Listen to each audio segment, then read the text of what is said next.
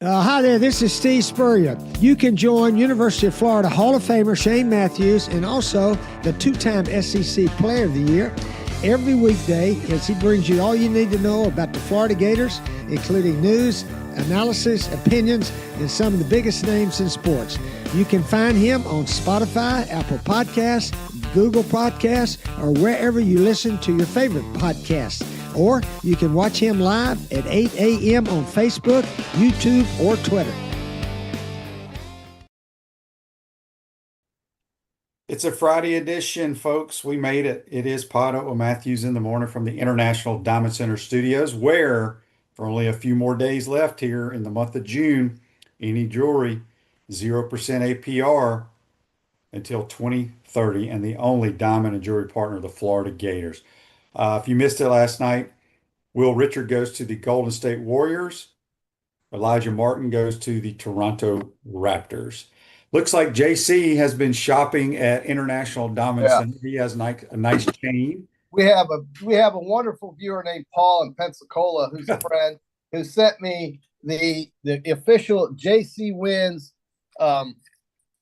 chain, 22 karat gold. I mean, it's unbelievable. GOAT. I don't know. I mean, he's excited about my picks, QB. Maybe you aren't, but he is. Well, he's very excited. Speaking of picks, very damn excited.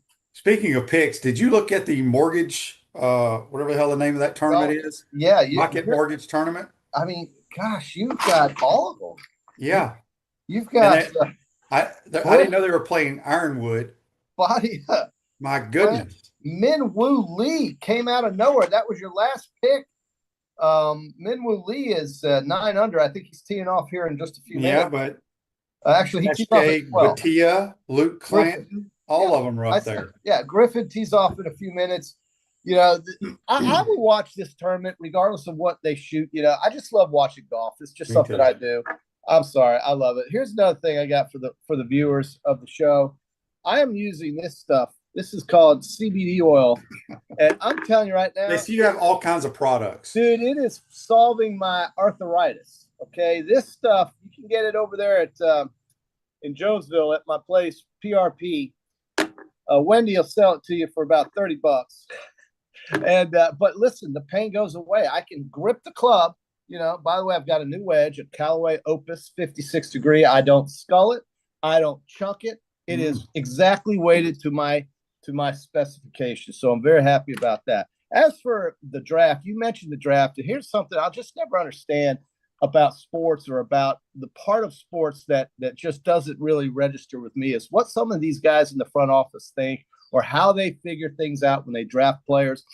You tell me why a guard from Washington State was picked 11th and Walter Clayton's sitting there, who did just about everything anybody could possibly do for the Florida Gators in their championship run and throughout the season, and for the 2 years he played, getting drafted 18th. Explain that. How does the JC, it happens in the NFL? It happens in the NFL draft too. But this is just something I won't understand. Walter Clayton did it in the biggest spot on the biggest stage. This kid from Washington State, who the hell is he? He played in. I don't know where he played, what league he played in. Doesn't matter. I get it. But you are picking 11th, and Walter Clayton's still on the board, and you're not taking him for a guard from Washington State. Make it make sense to me, QB. I know you say it. Well, the NFL draft, when they draft guys that your eyes tell you they can't play, but they think they can turn them into players. You can't. You either have it or you don't. It's amazing. Daniel Jones is going to start for the Colts. It won't be Anthony. I'm sorry, folks, on the east side of town. I'm sorry about this. It's just this guy's job is on the line in Indianapolis, and he's not going to throw away another beginnings of the season because he drafted somebody wrongly. So I think Daniel Jones would be the starter for the Colts. Not that he's anything to write home about, but listen, he played for a lousy team. I don't know if the Colts are any better. But the Colts are better than the Giants. Okay, so then let's figure out the Colts being in the AFC South, probably getting really good double-digit odds to win that division. In fact, I'm sure they are. Well, them are the Texans. Right. So Tony on YouTube, brought to you by Quality Plumbing, says Cedric Howard is 6'6". That must be the guard from Washington State. Walter's about 6'2". Okay, well, if Yeah. that's the difference, then go ahead. But who got Walter? Was it Washington? No, who got Washington drafted him, and then Washington? two picks later traded him to the Jazz, where the Jazz took a guy that traded him back to. I can't stand the NBA draft. I have no interest either, but I do follow like what some of the players that we watch all year long, where they end up. I find that somewhat interesting. So back to golf. 31 Burst says on YouTube, brought to you by Quality Pump. Ball goes too far, QB. Can't make a course long enough to test those guys. Oh, yes, you can. It's simple. I say it on this show every time we talk golf. JC, what slows these guys down? Yeah, it's the rough and Rough. keeping it higher so that they can't just hit a simple iron out of there like they're in the fairway. Rough changes everything. It really does. Changes everything. It changes the course. And we don't have courses like the Masters really doesn't have high rough. If Augusta National would grow rough, then it'd be even worse. It'd be even harder. It'd be great for television. I agree. Joseph says on Facebook Live, brought to you by Mellon Law. QB, I saw a stat out of 133 FBS teams. There's only 25 teams returning 11 or more starters. UF is returning 13. There was a time when returning starters were important. Hopefully it still is. Yes, I agree with that. I remember, I don't know if I was doing the podcast or doing radio with Steve Russell back in the day. It was one of those, I think it was during the, who was the coach at Tennessee, JC, before Heupel? Was it Butch? Well, I think it was when Butch Jones was there. Right. Whatever year. They didn't have great years. And then, all summer long, well, Tennessee has 19 returning starters. Yeah. Well, they sucked. Every year. So my point is sometimes when you have returning starters, that's a good thing. Sometimes it's not a good thing. That's right. That's right. Some teams just can't get it right. With what they have as a base. I agree with you, dude. I think, if you look at the SEC futures, and that is something that I will look at, and it'll change as we get closer. Florida is sitting there at 23-1. Now, I mean, I don't think it's going to get higher than that, but those are some long odds if you ask me. And I think they're under. Well, I just think they're underseeded. I think it should be that number should be shorter, more like I'd put it around 15 or 13-1. Really? That 23-1 to win the SEC. Now I know it's a tough schedule. I don't think there's anybody in America that has three separate times on their schedule where they play back-to-back games against teams of the quality that Florida will play. Miami and LSU back-to-back on the road, Texas and Texas A&M home and away, and then you've got at the end of the year, I want to say it's Tennessee and Ole Miss. My God, I mean, who does that? That's tough, man. So maybe that's why it's 23-1. But I think it's what, you throw $10 to win $230 there. I don't know. Texas is plus 250. Georgia is plus 375. Alabama plus 450. LSU is 9-1. Mississippi 12-1. A&M 14-1. Tennessee 16-1. South Carolina 20-1. Then there's Florida. Auburn 30-1. OU 40-1. And then the rest of them. And as far as the NCAA national championship goes, the Gators are 30-1. So that's where the odds stand right now today, June 27th. So the one team out of the SEC that, we talked about this with Brent Beer yesterday, that Phil Steele, who really digs deep. Yeah. He has Oklahoma ranked in the top 10. I think Oklahoma is going to be very good. He likes Oklahoma. Well, at 40-1 odds. I think Oklahoma's quarterback is really good. Okay, so there's a great value maybe at 40. Well, I've been telling you that for a long time, Jason. Well, are you going to put $10 down to win $400? I may give you $10 and you can call Hard Rock. I think you know how to do it, but I think those are pretty solid numbers for a team like. And here's Auburn at 30-1. We don't know about Auburn, but listen, I think they're going to be better. I just think that there are some teams out there that are going to be better than what they showed us last year, and those are some long numbers. So I also looked at baseball last night. The team with the best record in June. I'm not going to win this bet. I had the Yankees, Tigers, and Giants. So your change to say JC loses. Well, no, I did win the Stanley Cup. Thank you very much. Stanley Cup. Astros have the best record in June. Astros. and they are 11-1 to win the World Series. They have Hunter Brown, who had 9 strikeouts the other night in his appearance. Never heard of him. Hunter Brown? Well, yeah, you don't follow baseball. So, I mean, I understand you've never heard of him if you don't follow baseball, but he is probably either 2 or 3 or maybe even 1 in terms of the Cy Young Award in the American. So JC, while we're on baseball, we're all over the place today. We'll have Edgar Thompson. We'll talk. Wait a Gators. minute. We're not all over the place. We just talked about the SEC, and now I'm telling you about the Astros because it's the month of JC, June. What do you want we to went talk from the NBA to golf to I only got college 20. football. I only It got doesn't 20 matter. minutes. It doesn't matter. I got 20 That's what minutes. we do here. We don't have a schedule. I lost my train of thought now. You said Edgar Thompson. No, we talk about, we're gonna have Edgar the second part of the show. But we talk about, it's crazy to me, and maybe it's because I wasn't a prototypical guy, and I like to use my experiences, but these scouts, they make mistakes, right? Regardless of what sport it is. Except the Rays. Unless my buddy's son, Jake Mangum, who was he was the all-time hit leader in the Southeastern Conference. Think about all the great baseball players that have come through that league. He is the best to ever do it.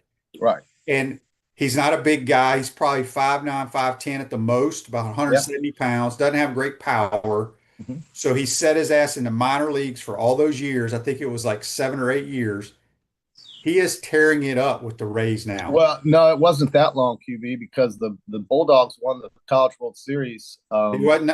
Was he on that team, or was it the year after? Who was the center fielder, QB? I thought it was the year after. No, Jake Mangum, I think, was on that team. Now, maybe I'm wrong, but regardless, it's 1 year apart, and I don't think it was 7 years ago. But your point is made. And Tampa Bay is genius. They find players every single year. Right now, they're challenging for the American League East Division. It's incredible the way they scout these players, Tampa Bay. And there he is. Now he's going to be in the league. It's a good point. I mean, Jake is 29 years old, so he probably graduated college in 22 or 23, right? Okay. So 6 or 7 years. Okay, maybe. But he could have also been at state longer than just 4. I don't know the answer to that, but I don't think it's important. What matters is how well he's playing and what he's doing with Tampa and what Tampa's doing, period. I mean, look at the Rays. And so, the reason I brought that up is because they make so many mistakes because I don't understand why people just don't watch and see if a guy can play, right? Regardless of the sport, can he play? Yeah, it's true. And I don't, I look at teams who are habitually bad and teams who just keep doing it year in and year out. And that's where it comes at the front office, where I just don't understand some of the things people do in the front office, and they just make bad judgment of player. Like you say, can they play or not? Well, one guy might think they can, another guy might think he can't.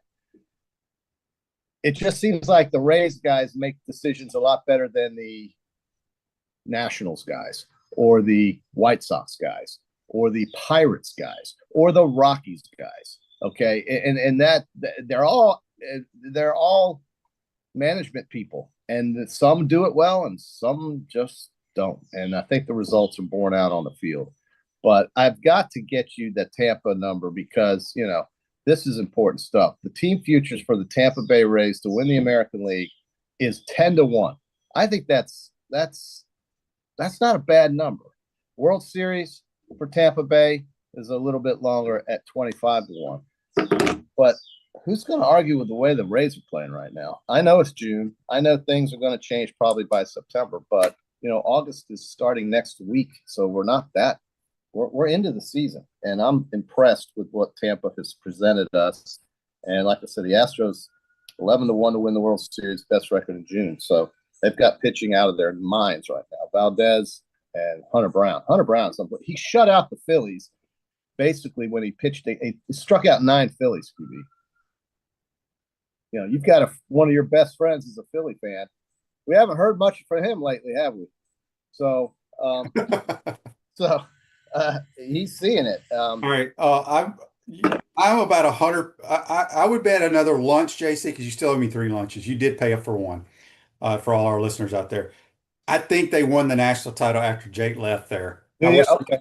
I want somebody to look that up. I was trying to look it up while you were rambling there, but I can't find it. Yeah, I mean, I would say if you looked it up, you're probably right. I thought he was the center fielder for the Bulldogs that went, but he may have left the year before they won it. I think possible. he did. Okay, Somebody's going to find out though. That's possible, but State won it. What you might be right about the 6-year time frame too, 7-year time frame. Because now I'm thinking, wait a minute, he's the same age as my daughter. They were, they were right. So he's been out of college for 6 or 7 years. Yeah. Okay, you're right, and you know when you look at the SEC's won it 6 times in a row. They were the team I think that started that streak of 6 in a row. Anyway, somebody will look it up for us. I hope. Clint wants to know on YouTube, brought to you by Quality Plum. Shane, when are you going to get Coach Spurrier on the show? Coach is busy during the summertime with grandkids and traveling and doing cruises and stuff. We'll get him on when it's football season. Coach has a hard time doing Zoom. He has to go somewhere so they can set it up for him. Coach has a hard time doing Zoom.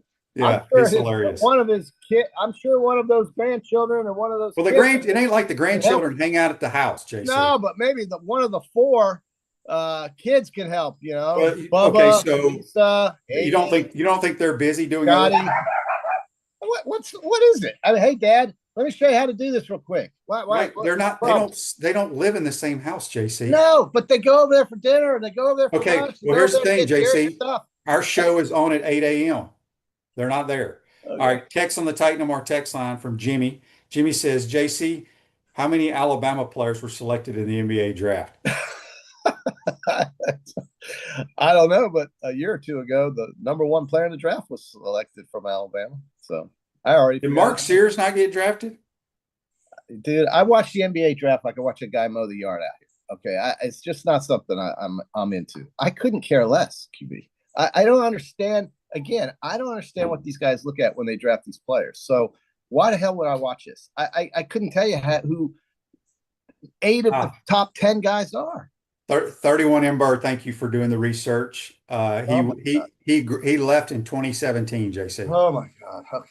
Yeah. So you're better on time than I am. Brett on the Titan MR text line in Chicago. I mean, excuse me. No, Frank in Chicago on the Titan MR text. Where else can I hear you other than PodUp?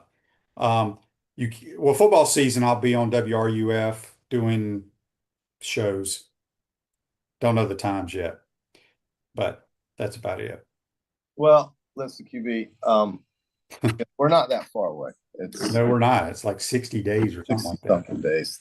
Goodness gracious! I always say this before the season starts too. That we want it to get here fast, and then as soon as it starts, next thing you know, it's over. We're in week 7. I mean, week 8. The Georgia game is coming up here, and it's amazing.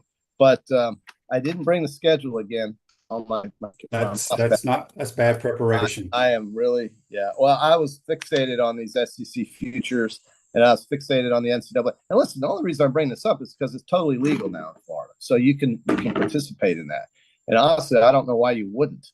Explain to me why somebody wouldn't put 5, 10, 20, 30, whatever dollars on the Gators at 23. Speaking of that, what's the guy that used to out in Houston that always put a lot of money on like the Astros? Yeah, he was Mattress Mac. Yeah, right. So right. Morgan Wallen, wherever he does his concerts in these football stadiums, he always walks out to, I think it's Broadway Girls is the name of the song, with like so-called celebrities, usually athletes. He came out the other night with Mattress Mac there in Houston. Cool. Mac's a big shot, man. He won millions with the Astros when they won this thing. They're a threat to win it again, man. Their pitching is incredible. It's just incredible how they do it. I don't know. Electronics World integration and design special smart home automation and entertainment, affordable local installation service and support. Check them out, electronicsworld.net. I think Brandon on here said he didn't think Coach on Facebook Live brought to you by Mel says Coach Spurrier doesn't seem like a cruise person. I think Coach Spurrier got roped into the cruise with the whole family and grandkids and stuff. I saw some pictures of him on the cruise. It was hilarious. You say he got roped into it? Is that here's how he got roped into it. Yeah, how to There's get roped in. dad, granddad, whatever they call. I think they call him granddaddy. We want to go on this cruise. You're going to pay for it, and we're all going to go. Yes, that is exactly how it works. Oh, now why does Justin think I'm sensitive? What is he talking about? Mhm. I don't know. Yeah, the YouTube thing is what I look at. The Facebook is, but yeah, I don't think I'm sensitive about my picks. You win some, you lose some, right? That's right. Dan on Facebook Live says, "Did y'all talk about Strickland's stadium statement?" We have not. I was going to Tell talk me to about Andrew that, about Keith. that. What's that? Tell me about that. Well, he's talking about when they do renovate it, it's going to be it's more due to codes, I believe. The stadium's 95 years old. Yeah. You're going to eventually have to do some stuff to it. Edgar was in a meeting with him, so I'll let Edgar Okay. discuss that because I We'll don't know hear all that the from Edgar. details. Okay. Real quick, Mike on YouTube, brought to you by Quality Plumbing, says, "Hey, Shane and JC, the Senior Open is here in Colorado Springs at the Broadmoor this weekend. Oh, Is there anyone worth watching? Should I go?" Dude, the senior tour are all the guys that I grew up watching. The Fred Couples. Yeah. Um, BJ Singh. yeah. It's good golf. It's excellent golf. I mean, these guys in their 50s and 60s still hammer it out. And if you're going to the Broadmoor, is he at the Broadmoor? Or he's just watching on TV. No, he lives in Colorado Springs. If he's in the Springs, to the Broadmoor you go. I mean, that is a fabulous place. I've been there twice. I love it there. That is a fabulous place. Absolutely do that. I mean, without a doubt. All right, this day in sports brought to you by Campus USA Credit Union. I hit my We're first proud to work in your 400-yard financial drive life at Campus USA Credit Union. We're a proud member, Steesburger Banks. All right, on this day in 2001 and 2013, the NBA draft, one had some Gator ties. Glenn Academy in 2001, center Kwame Brown was the first pick by the Washington Wizards. Kwame Brown was supposed to come here. He never showed up. But maybe the worst pick, they say, the first ever worst pick in the NBA draft was done in 2013 by the Cleveland Cavaliers. They took UNLV power forward Anthony Bennett. Couldn't tell you. Right. That's why it's one of the worst picks ever. One of the worst things I've ever heard of the NBA draft, one of the worst things that ever happened was when the Portland Trailblazers took Sam Bowie instead of Michael Jordan. That's the extent of my NBA draft mishaps knowledge. Sam Bowie out of Kentucky instead of Michael Jordan out of North Carolina, says the Portland Trailblazers. Well, okay, let's go back to that. I don't even know what year it was, in the 80s or something. So do you think when Jordan was playing at North Carolina, I don't. thought he was going to be what he turned into? No, absolutely not. Okay. No. That's all I needed. But Sam Bowie, he was pretty good at Kentucky. Yeah. Okay. Well, no, it's true. I mean, you're being kind to the Blazers, but as history shows. Well, no, I know, but I mean, it's easy for us to go back. Michael Jordan, the greatest of all time. Yeah. He was just I don't want to call him a guy at North Carolina. I mean, you didn't see him enough, right? Was he not? Well, we didn't have the television coverage that. Yeah. Was he an All-American at North Carolina? I'm sure he was. I don't know. I don't follow the Tar Heel basketball program. Yeah, they played the old Carmichael. They played the old Carmichael Arena, and it's a very tiny place, and it was before the Dean Dome. So you're right. That goes way back. Nobody knew anything. So JC, I'm going to give you an update on your Alabama basketball player, Mark Sears. He's a Buck, Milwaukee. He's a Milwaukee Buck, signed as a undrafted free agent. I'm sure it's all about the size, right? I mean, he's 6 feet. Well, you only got 2 rounds. There was only 2 rounds in the basketball. Yeah. I'm sorry, dude. This is not my level area. Remember, I told you after the College World Series, we're shutting it down. I'd rather talk about CBD oil and the Gators odds. I love the Gators odds at 23-1. I don't care. I mean, SEC futures at 23. I'm telling you, put a little bit on Oklahoma. Okay, that's 40-1. There you go. There's some value for you. Anybody can be a surprise team, and usually it always happens that way. Somebody's going to surprise us. Who was it last year? South Carolina, 9 wins, beat Clemson. You know what's crazy is everybody talks about all that South Carolina with 9 wins. The Mighty Gators had 8 wins. Yeah, but we're talking about South Carolina. Yeah. And the Lenore Sellers, who the hell was he? Nobody knew who he was before the season started. So the point is that anybody can come out of anywhere and really shock the world. And you're saying it could be Oklahoma. Okay, fair. And I'm saying it could be maybe Florida at 23-1 with all these players. I've said all summer long, the 3 surprise teams in the conference to me are going to be Florida, Oklahoma, and Auburn. You did say that. You did say that. Now, who? Okay, so if they're the surprise teams, obviously Texas, Georgia, LSU, Alabama, and maybe Ole Miss. They ain't going to surprise nobody. Okay, so those would be your 4 favorites then. And I think, definitely. And what do you think of the middle of the road teams like A&M, Tennessee, South Carolina? Those do nothing for me. They do nothing for you. And then the bottom of the barrel ends up being Kentucky, Arkansas, Vandy, and Mississippi State. Florida plays 2 of those bottom of the barrel. They do nothing for me either, those teams. Florida plays Kentucky and Mississippi State. So that worked out well for Florida on the scheduling. But I just looked at the schedule, and the back-to-back games, 3 separate times on that schedule, are just crushers, man. And maybe the Gators will answer. But that's hard. I'm sorry, that is just damn hard. Texas and Texas A&M back-to-back. That's all right. Hey, and LSU they put their damn uniform on just like we do, JC. Absolutely. Absolutely. I get it. We'll be ready. Silverback concrete builds firm foundation for generation. You stand on it. We stand by it. A few more minutes here with that is the question. With JC wins with his turnover chain. Dude, you said we'll be ready. We could clearly remember last year that they were not ready at the beginning of the year. They got readier as the year went on. I want to see them come out of the gate fast. This thing with we are. We got the Sharks to open up with. That's not. Yeah. I'll tell you a game that could be very surprising to people in terms of how competitive it could be this year on the schedule. And you'll probably poo-poo this, but I wouldn't be surprised if South Florida played with Florida for at least the first half. They can cause you some problems offensively. That's what I mean. I think they'll be competitive at least in the first half of that game, and Florida will be, they'll get the kinks out against Long Island, hopefully, and be ready to really steamroll against South Florida. But South Florida is going to be a tougher game, I think, than people think. I don't know what the spread is on that yet. It's too early to see, and it really doesn't matter if there is a spread on it. But that game could be interesting. I'll say that. And I think it's a night game, too. I think it'll be in the evening. So that'll be nice. Mm-hmm. South Florida. What are you reading? What are you at? The what? The Bulls. Bulls are rolling.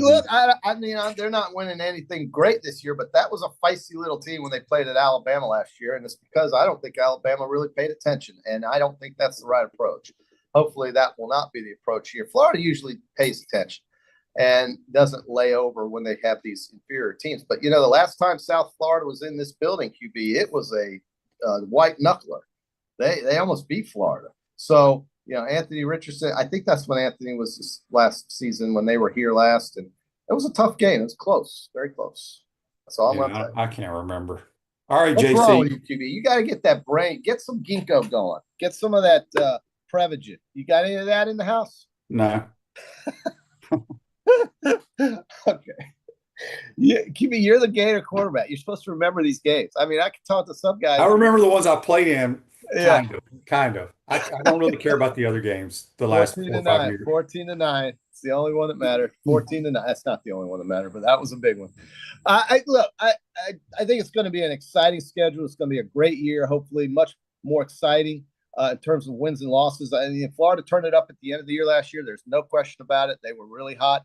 But I want to see them get off to a fast start. And I think that game with South Florida is going to be a great tune-up or a test for LSU.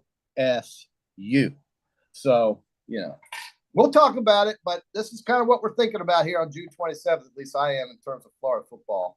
And I think you're right. You can get that Phil Steele publication, and you get all the information you need. It's probably too much information. But you can subscribe to the Vegas Stats and Information Network and get the NCAA college football forecast for a small price with your subscription to that. And they give you some outstanding information. I love what the guys in Vegas say.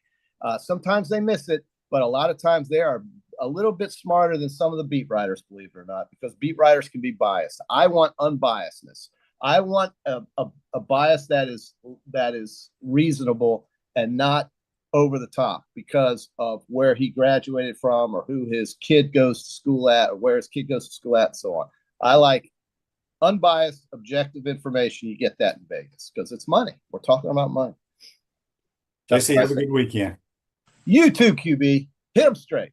That's JC. Join us on the Take No More Hotline, courtesy of Comfort Temp. Take a quick time out. We come back. We'll talk with Edgar Thompson, who had a sit down with Scott Strickland last week. We'll get all his thoughts on that. You're watching and listening to PodUp with Matthews in the morning from the International Diamond Center Studios. We'll be right back. Our premium sponsors are Campus USA Credit Union, International Diamond Center, Meldon Law, QC Kinetics, UF Health Orthopedics and Sports Medicine Institute, JF Hayden Craft Liqueurs, Florida Cracker Kitchen, Los Linderos Tequila. Gridiron sponsors are Baker Sporting Goods, Cogent Bank, Comfort Temp, Electronics World, Florida Victorious, Gallo Car Wash, Miapa Latin Cafe, Peachland Dental, Quality Plumbing, Ruse Ogre State Farm, Silverback Concrete, 84 Lumber, Big Mills Cheesesteak, Celebrate Primary Care, Dowling Sign, Gator Bait Media, Gator Dominoes, Ironwood Golf Course, Tropical Smoothie Cafe, UF Bookstores, Nest and Wow, MG&A Wealth Management. Watch and listen to us live on Facebook and YouTube. Listen to the podcast whenever on Apple or Google Podcasts, Spotify, or wherever you listen to your favorite podcast. Remember to like, follow, and subscribe so you don't miss an episode. To become a sponsor, call my man Freddie at 352-284-3733. Coach, you know what always impressed me? How you beat Florida State to win the 1996 national championship. And I was really impressed with your 06, 08, and 09 Gator teams. And the way you coached Danny to the Heisman Trophy. A lot like what you did with Tim Tebow. You know, you won more SEC championships than you lost home games at the Swamp. And you had plenty of super games in front of our Gator Nation. Yeah, there really is something special about the Swamp. I guess that's why we say about the Swamp, only the Gators get out alive. To the Swamp and the Gators, with the best beverage served at Spur's Gridiron Grill, 100% agave, Los Linderos tequila, aged in bourbon barrels for a smoother taste. I think you mean head beer coach, 1966 lager, a crisp, light, bodied lager for easy drinking. Nope. Los Linderos tequila, smooth enough to drink neat and bold enough to elevate a cocktail. 1966 lager, enjoyed on game days in the fall or whenever you need a winning cold brew. Los Linderos tequila. 1966 lager. Los Linderos. 1966 lager. Y'all stop bickering. Okay, you're both wrong anyway. The best thing Spurrier's Gridiron Grill offers are Jerry's famous chocolate chip cookies.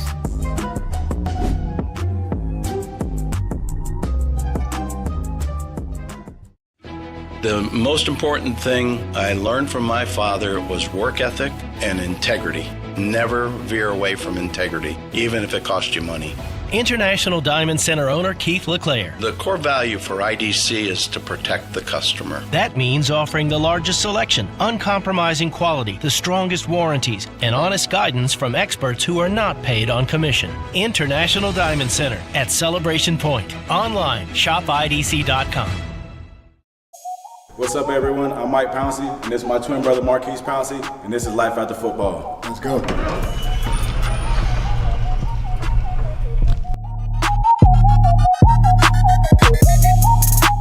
We are the owners of Tropical Distillery, and JF Hayden's is our liqueur brand. We have 5 different flavors: a mango, a lychee, an espresso, citrus, and key lime pie. We pride ourselves on not only being a Florida-made brand, but also a cocktail solution. With that being said, cheers and go Gators.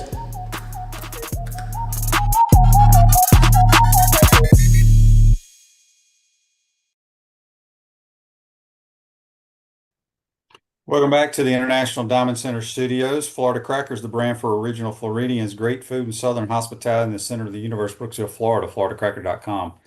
Back to the Titan MR Hotline, courtesy of Comfort Tent. We're joined by the Orlando Sentinel's Edgar Thompson. Good morning, Edgar. How you doing? Been a while, man. Yeah, you've been a busy man. I was out of town and kind of stood you up one time, but good to see you. I got a new computer, so my head's about the size of a basketball here on the screen, but trying Edgar, to figure out how to when you stand up people, that puts you're like a professional athlete or a former college athlete. That's what they do all the time. I don't know what's going on here. There are no shows. All right, Edgar, let's do this. How do you get that shot you have? You have a studio though, right? No. So through Zoom. You're doing that on a laptop? It's all on a laptop or on my phone, and I got different. I have to move out like this across the room. Oh, I'm leaning back in a chair. Yeah, I have terrible posture. Terrible posture. All right, Edgar, tell us, y'all had a As long little as it's good over the golf ball. y'all had a little sit down with Scott Strickland last week. Tell us what that was all about. Well, the NCAA settlement, this House v. NCAA deal goes into effect July 1. And it's going to be the latest, landmark decision in college sports. I mean, they keep coming, right? Yep. Transfer portal. I think the anniversary of the transfer portal will be 7 years this October, I believe. You have the 4-year anniversary of NIL coming up, and now the settlement's going in place. So it's been a wild stretch that's completely changed college sports. And in there, you also had the Alston settlement, right? You know that one, the Alston settlement, where students would, it provides nearly $6,000 annually. Might even be per semester. I don't want to misspeak there, but it could be per semester for athletes who are eligible. Here's my thing, Shane, when NIL came in, and I am not opposed to NIL. I think the way it's unfolded, we could all see coming, even though some were hoping it wouldn't become pay for play. It immediately became pay for play, right? Yeah. But student athletes have improved their lot considerably, even had prior to that, with the cost of attendance legislation or whatever it was, decision that came in where, and that was funny because remember, it was at different levels at different schools. You recall this? So like Auburn, for example, was able to give, like, for whatever reason, $500 a month to athletes. I'm just saying, I'm not saying that's true, but, and then Florida, $350, if just for the sake of argument. And people were like, huh, why? No. And I remember Scott telling me, well, no athlete's going to make a decision based on $150 a month. True. Well, they will make it for $15,000 a month or $1,500 a month, maybe even. Well, then you had the Alston thing come in, which was $59 and change.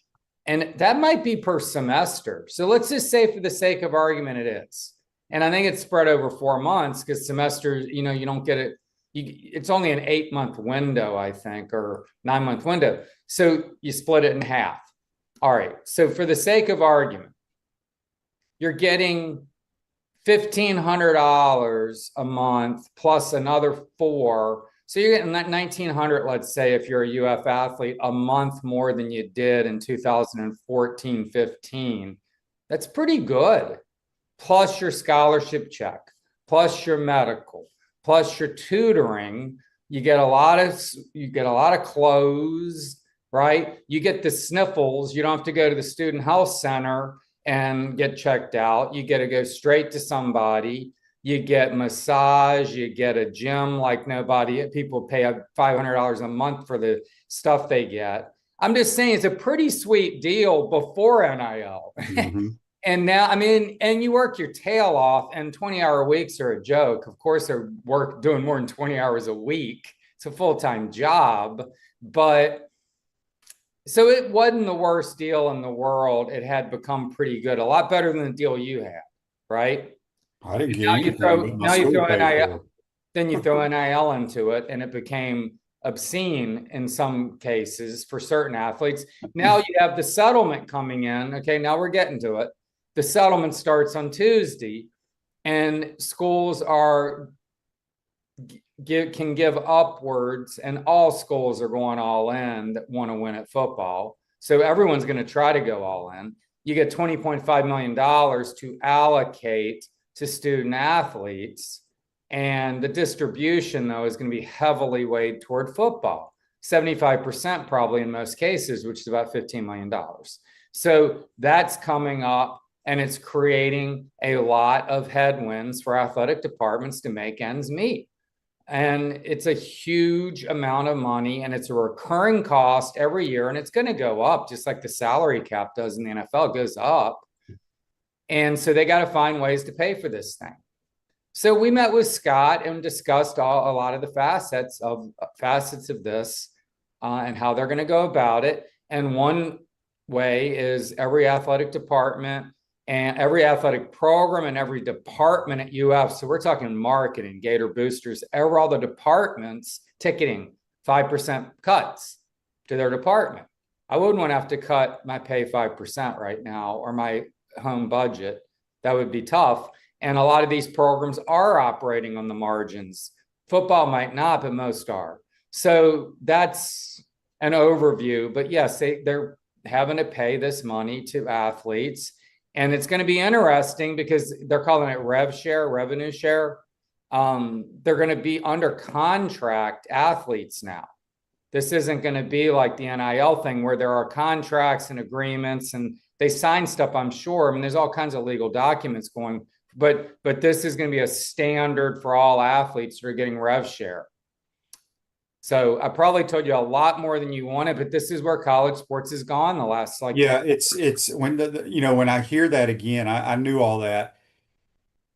A lot of these guys are going to be making more money while they're at the university, whatever university they're at, than they will when they leave and go work in the real world, because not only are they being paid all that stuff and then all the cost of attendance, all the different ways they're paid now. They have free housing, they have free food, because when you go into when you go to the National Football League, you have to pay where you live and you don't get free food, right? Well, the food's amazing over there too. So all day long. It's people always talk about those guys are spoiled. It's not reality. It's not. I agree 100% with that. And I think now you're going to see some of these kids that are making $500,000, $700,000 when you add it all up, probably try to stay in college as long as you possibly can, because you're not going to make it. They're probably not going to make it in the National Football League, and you ain't going to make that having a regular job. Graham Mertz, when he stayed for the year, and where was he really going to go? Maybe, I mean, after he had a nice year, and he might have got. I mean, look, he got drafted this last year despite the injury. So maybe I'm being ignorant there, but he stayed and made out quite well. Mm-hmm. And why wouldn't you? It's like he was 23-year-old guy coming back to college for another year, and you're thinking, aren't you ready to get on with it after 5 years of college football? Well, no, I'm getting paid $1 million. I mean, that wasn't a guarantee at the next level. So, yeah, like you said, I mean, the Kentucky basketball player, that Oscar Shengway, or however you say his name, I'm butchering it completely. Remember him? Yeah. He was the SEC Player of the Year. Everyone was like one and done, Calipari style, right? He's leaving for sure. No, he came back and I think got $2.5 million. Where is he? I mean, is he playing? I don't even know. I mean, he certainly isn't a prominent player of any level. He isn't dominating like he did in the SEC. So it was a great business move. 1 year making $2.5 million for anyone listening to this show. Maybe not anyone. There's maybe some private equity guy or some crypto genius watching your show. But other than that, most people getting $2.5 million over the course of 1 year can make it work and probably be pretty set for a good stretch of their life if they do it the right way. Yeah, Guy says on Facebook Live, brought to you by Mellon Law, they may even be getting paid more at the college level than they will professionally if they continue to play. Exactly. Guaranteed. Because in the NFL, your contracts are slotted. You know exactly what you're going to be making. And to last more than 3 years probably ain't going to happen. So I did a Q&A with Scott from last week just to finish up on that. And it's on the OrlandoSentinel.com site, which, by the way, listeners, I'm not trying to, pimp the Orlando Sentinel. I mean, it's like $1 a year or $3 a year. I don't know what our business model is, honestly, but it's a pretty good interview. And I can't go through all of it, but he was, and then we did a podcast, Mark Long and I, about it, but he talked about a lot of different topics in there. Scott is eminently available. He's hyper articulate guy. He's super smart. And, I know a lot of people get down on Scott, or they're upset about this or that hasn't worked out, or they question this or that. The guy knows his stuff, and he talked through a lot of different topics. So if anybody wants to go kind of read through some of that. There were some interesting points, and you just kind of hear how he's kind of viewing it and thinking through a lot of this stuff, because it's daunting for sure.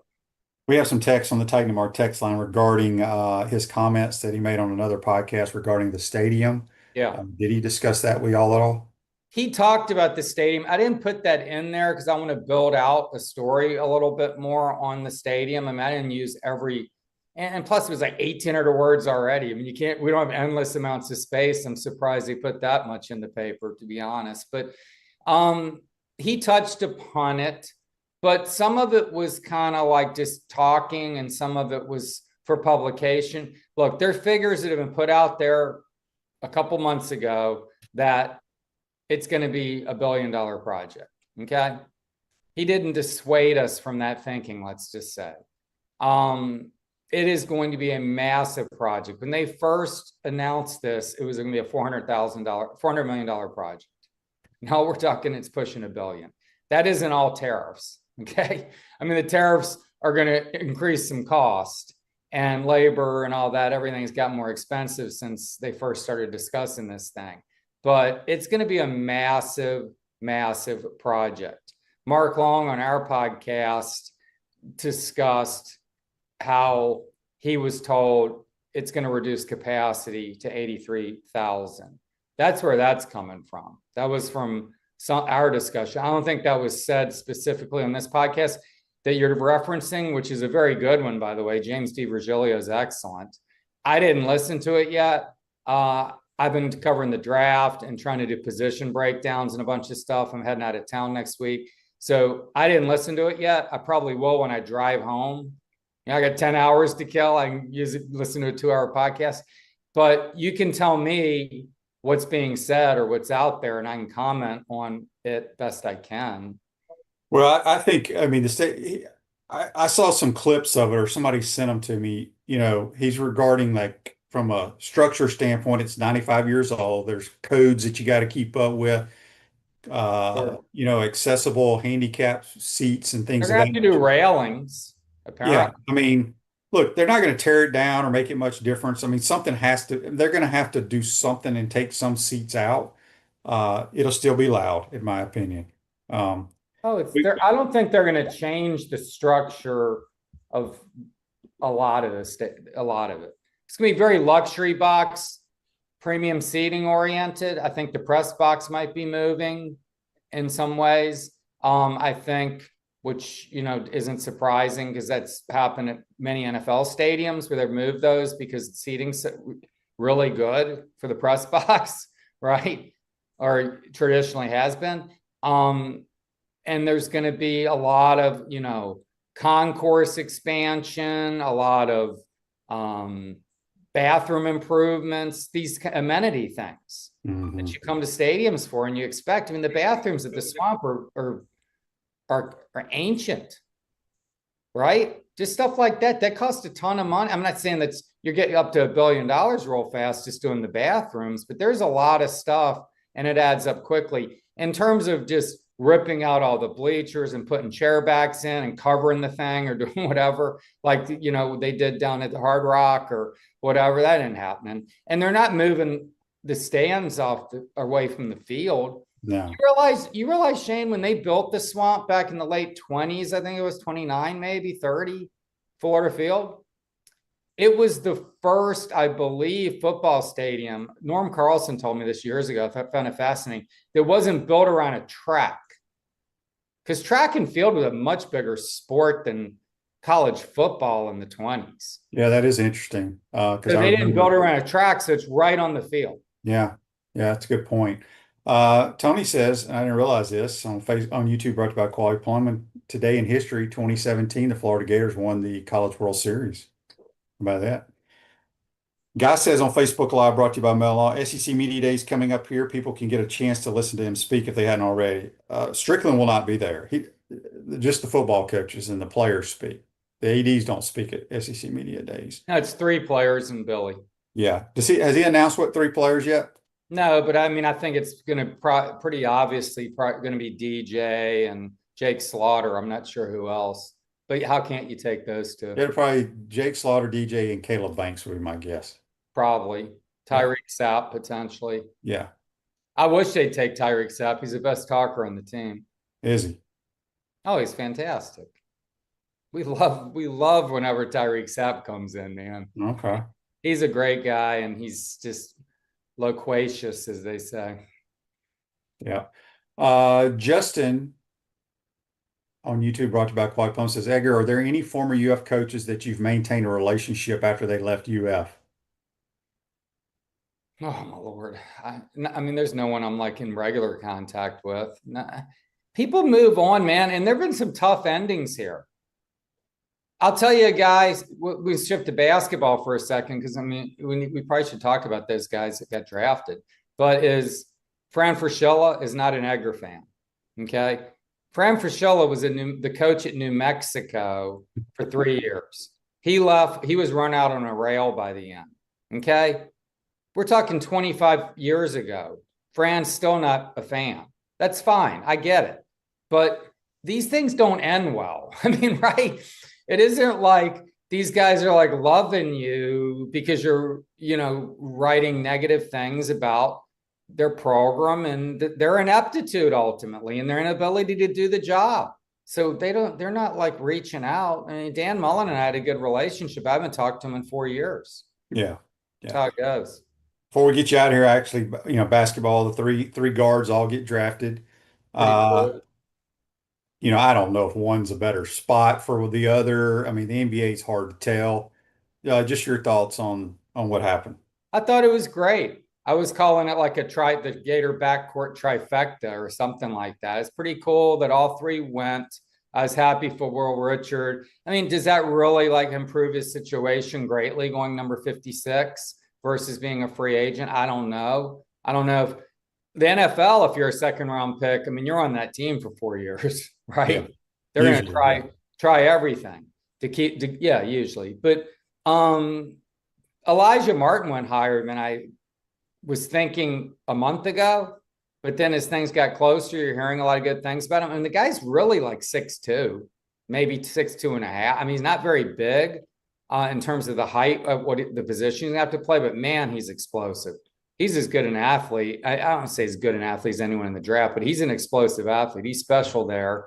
I think Will is really improved tremendously during his career. Is he the athlete? Is he quick enough? All that, create his own shot, but man, he can shoot. And he's got some real instincts. And then, of course, we know Walter, who's fantastic. Walter could turn out to be one of the best guys in the draft if he keeps evolving as he has, because I love watching that kid play, man. He is so fun and so just got a sense for the moment, and he's got incredible range. So but weird stuff, man. They get drafted and they're traded like before you look up. And it's so confusing. It made it hard to write about. Like I had a cousin of mine texting me and I'm like, this is totally confusing. He's like, what do you mean trades happen? I'm like, okay, but I don't even know where he's going. I can't even keep up with this. ESPN did a very poor job of covering that trade. Well, they do a poor job doing the entire draft. I watched like 10 minutes of it and I couldn't watch anymore because the commentators or whoever, it's just bad. What's interesting is the NBA season goes so long. It's like year round. I mean, like the stars are going to get a couple of, I guess, about a month or two off, and then they go to training camp. But if you're like a reserve on these teams, even that just a reserve on the Oklahoma City, in a couple of weeks, you're going to be playing in the summer leagues with Walter Clayton and these guys that just got drafted. And I don't know when that starts, but it's here pretty soon, right? Sure. Yeah. You just wonder how these guys' bodies hold up, but that's why these guys, Walter even mentioned about taking care of his body and doing all that stuff when he did a radio interview with 97.3. I tweeted it on OS Gators. If anybody listening wants to hear it, it's a good interview. It's only like 4 minutes, but he talked about some cool things. And it was neat because they were like, well, your family. He's like, hey, look, man, I'm starting a new life, man. We're moving out there and beginning a whole new life. I'm excited for the guy. I mean, he's making $399 this year, 19.3. I think all that NBA money is guaranteed. It's not like the NFL. Maybe rookie contracts are in the NFL. I don't know how that works at this point, but he's, his whole life did change, and he's moving to Salt Lake City, which is a long way from Lake Wales, Florida. But I mean, I think Salt Lake City is a pretty cool city. I always liked it. I traveled to it plenty of times when I covered New Mexico sports, and it's a good spot for him. We'll see how it works out. Yep. Edgar, good stuff as always. Have a great weekend, and we will talk to you soon, my man. Thanks, Shane. That's Edgar Thompson from the Orlando Sentinel. Join us on the Titan More Hotline courtesy of Comfort Temp. Injuries occur whenever and however, and it's never convenient. For sprains, strains, and minor fractures, UF Health Orthocare makes it convenient for use 7 days a week, including evenings, and walk-ins are welcome. That's UF Health Orthopedics and Sports Medicine. Have a great weekend, folks. We'll recap it all on Monday. Take care.